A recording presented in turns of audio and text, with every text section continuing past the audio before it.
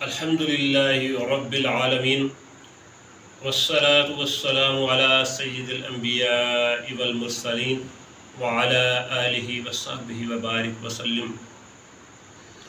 سورہ الملک کی ابتدائی آیات میں اللہ تعالیٰ نے بتا دیا کہ موت اور زندگی کس لیے پیدا فرمائی۔ دوسری آیت میں اللہ تعالیٰ نے فرمایا الذی خلق الموت والحیات لیبلوکم ایکم احسن عملا۔ اللہ تعالیٰ فرماتے ہیں کہ ہم نے جو موت ہے اور زندگی ہے اس کو اس لیے پیدا فرمایا کہ ہم آزما سکیں کہ آپ میں سے کون اچھے اعمال کرتا ہے۔ تو ہمیں پتہ چل گیا کہ یہ جو زندگی ہمیں اللہ تعالیٰ نے عطا فرمائی ہے اس کے بعد موت ہے، اور یہ زندگی عطا فرمانے کا مقصد یہ ہے کہ ہم جو ہے وہ نیک اعمال کر سکیں۔ جو اچھے اعمال کرے گا اس کو اللہ تعالیٰ جنت عطا فرمائیں گے، اور جو برے اعمال کرے گا وہ دوزخ میں جائے گا۔ تو یہی ایک دنیا کے اندر ایک آزمائش ہے، اور ہمیں وقت دے کے جو ہے وہ آزمایا گیا کہ ہم کیا اچھے اعمال کرتے ہیں یا ہم برے اعمال کرتے ہیں۔ یہ ہر انسان جو ہے اس کے اپنے اختیار میں اللہ تعالیٰ نے دے دیا۔ تو سورہ القصص کی آیت نمبر 88 میں اللہ تعالیٰ نے فرمایا کل شیء حالق الا وجہہ،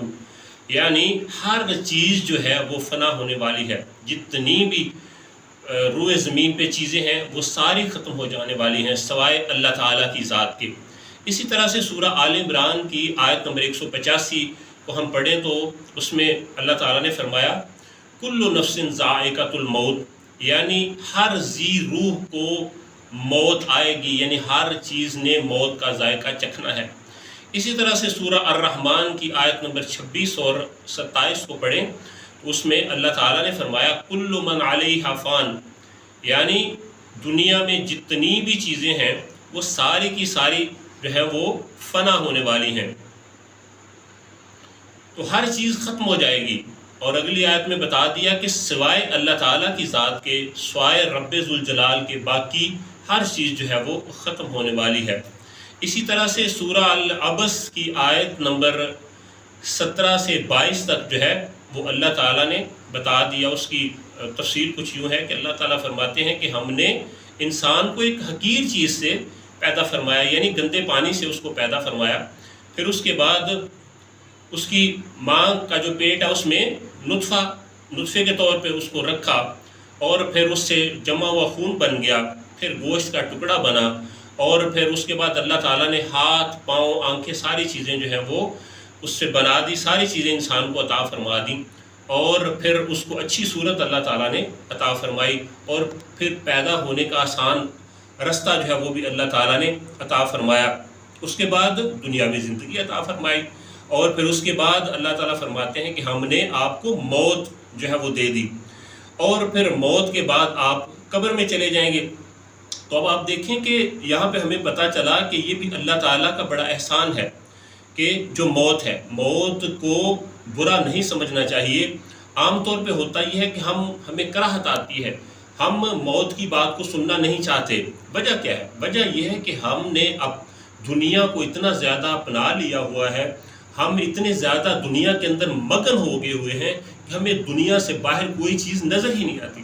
تو یہاں پہ جو لوگ اللہ تعالیٰ سے محبت کرنے والے ہیں، جو اس کے احکامات کے اوپر عمل کرنے والے ہیں، ان کو تو خوشی ہوگی جب وہ اللہ تعالیٰ سے ملاقات کریں گے۔ تو موت جو ہے وہ دوسرے لفظوں میں اللہ تعالیٰ سے ملاقات ہے، اور جو اس دنیا کے بعد، جو کہ عارضی دنیا ہے، اس کے بعد دائمی جو نعمتیں ہیں اللہ تعالیٰ کی، وہ ان لوگوں کو حاصل ہوں گی جو یہاں پہ نیک اعمال کر رہے ہیں۔ تو اللہ تعالیٰ نے جو موت دی انسان کو، وہ بھی دیکھیں آپ کہ اللہ تعالیٰ کی طرف سے بڑا اس کا کرم ہے کہ اس نے جانوروں کی طرح انسانوں کو نہیں رکھا۔ آپ دیکھیں کوئی بندہ دنیا سے چلا جاتا ہے، اسلام میں دیکھ لیں کہ کس طرح سے اس کو اچھا لباس پہنایا جاتا ہے، اس کو غسل دیا جاتا ہے، اور کتنے احترام کے ساتھ اس کو جو ہے وہ اس کا جنازہ کیا جاتا ہے، اور اس کے بعد جو ہے اس کو دفن کیا جاتا ہے۔ تو آپ اندازہ کریں کہ یہ بھی اللہ تعالیٰ کا ایک کرم ہے جو موت اللہ تعالیٰ نے عطا فرمائی۔ اب یہ ہمارے اوپر ڈیپینڈ کرتا ہے کہ ہم کس طرح سے چیزوں کو لیتے ہیں۔ نالج جس کے پاس جتنا ہوگا وہ اس کے مطابق ہی عمل کرے گا۔ مسئلہ یہ ہے کہ آج ہمارے پاس جو علم ہے وہ بھی دنیا کا ہے، چونکہ ہم نے پرائورٹائز کر دیا ہے دنیا کی جو زندگی ہے، ہمارے مقاصد جو ہیں وہ دنیاوی ہیں اور مادی ہیں، اس لیے ہمیں یہ ساری چیزیں بڑی عجیب سی لگتی ہیں۔ تو حدیث میں نبی کریم صلی اللہ علیہ وآلہ وسلم نے فرمایا کہ عقل مند وہ ہے جس نے برائی سے اپنے نفس کو روک لیا اور موت کے بعد کے مراحل جو ہیں ان میں مصروف ہو گیا، یعنی وہ اس نے اپنے آپ کو بزی کر لیا کہ وہ نیک اعمال کرے تاکہ اس زندگی کے بعد جو ہے عالم برزخ ہے اور پھر قیامت والے دن وہ سرخرو ہو سکے۔ اور آپ نے فرمایا کہ بے وقوف وہ ہے جو نیک عمل تو کرتا نہیں، اپنی نفس کی جو خواہشات ہیں ان کے اوپر عمل کرتا ہے، لیکن اس کے باوجود اللہ کی رحمت کا امیدوار ہے۔ تو اب نفس کی خواہشات کیا ہے؟ نفس تو آپ کو پتہ ہے کہ انسان کو برائی کی طرف ہی لے کے جاتا ہے، تو جو آج نفس کی بات مانے گا یقیناً وہ تو شیطان کا رستہ ہے۔ اس لیے قرآن پاک کے اندر 2 جگہوں پہ جو ہے نا وہ فرمایا گیا وَمَن يُوقَ شُحَّ نَفْسِهِ فَأُولَٰئِكَ هُمُ الْمُفْلِحُونَ، یعنی جو لوگ جو ہے نا وہ اپنے نفس کے شر سے بچ گئے تو یہی لوگ جو ہیں وہ فلاح پانے والے ہیں، یہی لوگ جو ہیں وہ کامیاب ہیں۔ اور اس کے بعد اللہ تعالیٰ نے فرمایا کہ سورہ نساء کی آیت نمبر 78 پڑھ لیں تو اس میں اللہ تعالیٰ نے واضح طور پہ بتا دیا اَيْنَمَا تَكُونُوا يُدْرِكْكُمُ الْمَوْتُ وَلَوْ كُنْتُمْ فِي بُرُوجٍ مُشَيَّدَةٍ، تو رب تعالیٰ نے فرما دیا کہ آپ جہاں کہیں بھی ہیں آپ کو موت آ کے رہے گی، اگرچہ آپ مضبوط قلعوں کے اندر کیوں نہ ہو پھر بھی آپ کو موت آ کے رہے گی۔ یعنی یہ ایسی چیز ہے موت جس سے کوئی فرار نہیں ہے، یہ آ کے رہے گی۔ اس کا ایک ہی حل ہے، وہ حل کیا ہے کہ ہم آج اللہ تعالیٰ کی مرضی کے مطابق اپنے آپ کو ڈھال لیں اور جو اس کے احکامات ہیں اس کے مطابق ہم زندگی کو جو ہے وہ گزار لیں، چونکہ اس سے کوئی بندہ بھی ایسا نہیں ہے جو اس سے بچ سکے۔ اگر دیکھیں انبیاء علیہ السلام جو ہے انہوں نے یہ ذائقہ چکھا تو یقیناً باقی جو لوگ ہیں وہ بھی اس کا ذائقہ لازمی طور پہ چکھیں گے۔ حضرت براء بن عازب رضی اللہ تعالیٰ عنہ فرماتے ہیں کہ ایک دفعہ آپ جو ہے وہ نبی کریم صلی اللہ علیہ وآلہ وسلم کے ساتھ ایک جنازے میں شریک تھے، تو آپ جو ہے وہ قبر کے کنارے پہ بیٹھ کے اتنا زیادہ روئے کہ مٹی جو ہے وہ گیلی ہو گئی۔ آپ اندازہ کرو، پھر آپ نے فرمایا کہ اس کے لیے آپ تیاری کریں، یعنی قبر کے لیے آپ تیاری کر لیں، آج موقع ہے۔ حضرت عثمان غنی رضی اللہ تعالیٰ عنہ جب بھی کسی قبر پر تشریف لاتے آپ اتنا زیادہ روتے کہ آپ کی داڑھی مبارک جو ہے وہ بھیگ جاتی۔ تو کسی نے جو ہے نا وہ آپ سے عرض کی، سوال کیا کہ آپ اتنے زیادہ پریشان ہوتے ہیں قبر کے حوالے سے، حالانکہ اللہ تعالیٰ نے آپ کو عشرہ مبشرہ میں شامل کیا ہے، آپ کو آپ کی زندگی ہی میں جنت کی بشارت عطا فرمائی ہے، لیکن اس کے باوجود بھی آپ اتنا زیادہ جو ہے وہ روتے ہیں۔ تو پھر آپ نے فرمایا کہ نبی کریم صلی اللہ علیہ وآلہ وسلم نے فرمایا کہ قبر جو ہے وہ آخرت کی منزلوں میں سے پہلی منزل ہے، اگر اس میں کوئی کامیاب ہو گیا تو یقیناً بعد میں بھی کامیاب ہو جائے گا، اور اگر کوئی اسی میں ناکام ہو جاتا ہے تو بعد میں اس کے لیے پھر مشکلات ہی مشکلات ہیں۔ سیدنا عبداللہ بن عمر رضی اللہ تعالیٰ عنہ فرماتے ہیں کہ نبی کریم صلی اللہ علیہ وآلہ وسلم نے فرمایا کہ دنیا میں یوں رہو جیسے مسافر رہتا ہے۔ اب آپ دیکھیں مسافر کس طرح سے ہوتا ہے، وہ جہاں بھی اس طرح سے ہوتا ہے، ایک اسٹیشن پہ گیا اور اس کو پتہ ہے کہ ابھی گاڑی آنے والی ہے، لہٰذا وہ کہیں بھی زیادہ دیر ٹکتا نہیں ہے، وہ فوراً جو ہے نا اپنے آپ کو گاڑی کے لیے اور سفر کے لیے تیار رکھتا ہے۔ حضرت عثمان غنی رضی اللہ تعالیٰ عنہ نے اپنا آخری خطبہ ارشاد فرمایا اور اس میں آپ نے فرمایا کہ دنیا آخرت کی تیاری کے لیے ہے، لہٰذا اس میں جو ہے وہ آپ تیاری کر لیں آخرت کے لیے۔ تو بتایا گیا کہ یہ جو زندگی ہے یہ بالکل عارضی ہے، یہ اللہ تعالیٰ نے ہمیں اس لیے عطا فرمائی ہے کہ ہم اس میں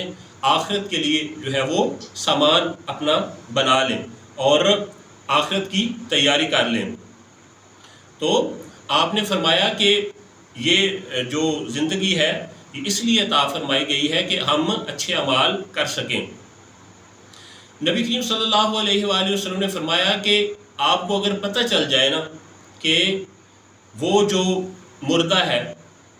وہ اس کے ساتھ اس وقت کیا بیت رہی ہوتی ہے، اس کا ٹھکانہ کیا ہے اور اس کے جو کلام ہے وہ کیا ہے، تو آپ مردے کو بھول جائیں۔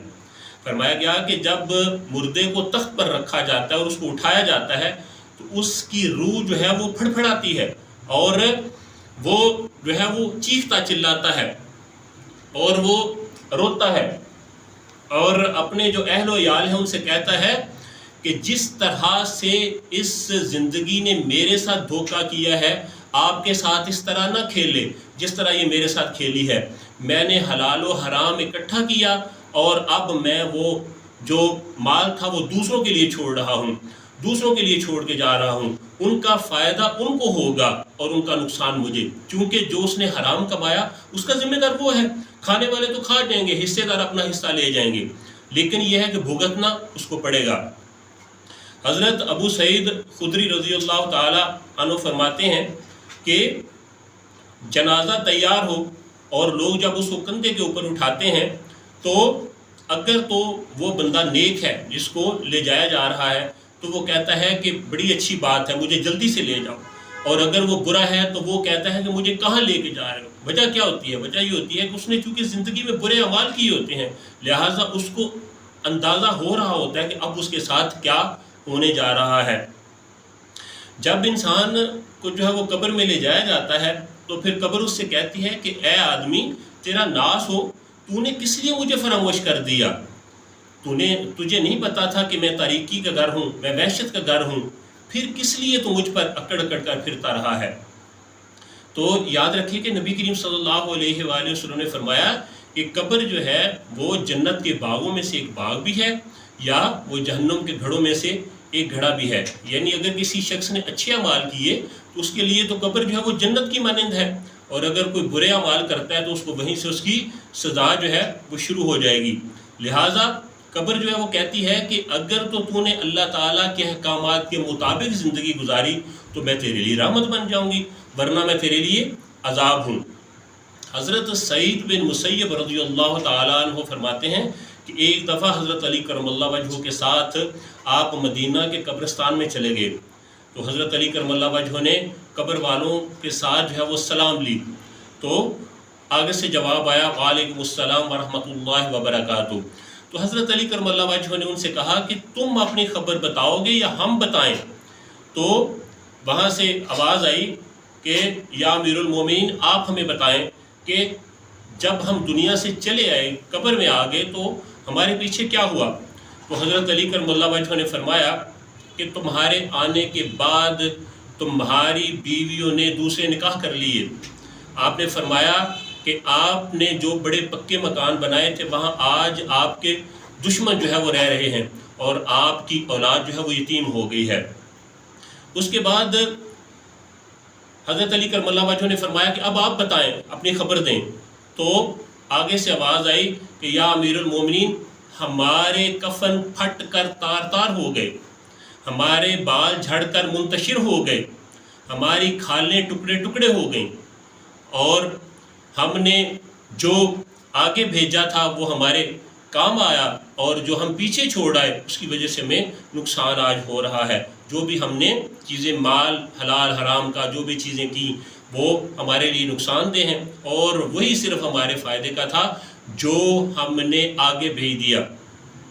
اسی لیے جب انسان جو ہے وہ دنیا سے جائے گا تو وہ پچھتا رہا ہوگا اور اللہ تعالیٰ سے چند ساتھ مانگے گا کہ اللہ مجھے چند ساتھ دے دے, لیکن پھر آگے سے حکم آئے گا کہ نہیں, اللہ تعالیٰ کا وعدہ سچا ہے اور جس وقت کسی کی موت آنی ہے اس کا وقت مقرر ہے, لہٰذا اس کو دوبارہ سے وقت جو ہے نا وہ نہیں دیا جائے گا. تو اب غنیمت اسی میں ہی ہے میرے عزیزوں بھائیوں دوستوں, اسی میں ہی ہے غنیمت. اور عقل مند شخص وہی ہے کہ جو اپنی زندگی کے اندر اس عارضی زندگی میں رہ کے اپنی نہ ختم ہونے والی زندگی جو ہے اس کے لیے تیاری کرے. اللہ تعالی ہمیں قبر کے عذاب سے محفوظ رکھے اور ہمیں آج زندگی میں سمجھنے کی توفیق عطا فرمائے اور ہم نیک اعمال کریں. آمین یا رب العالمین.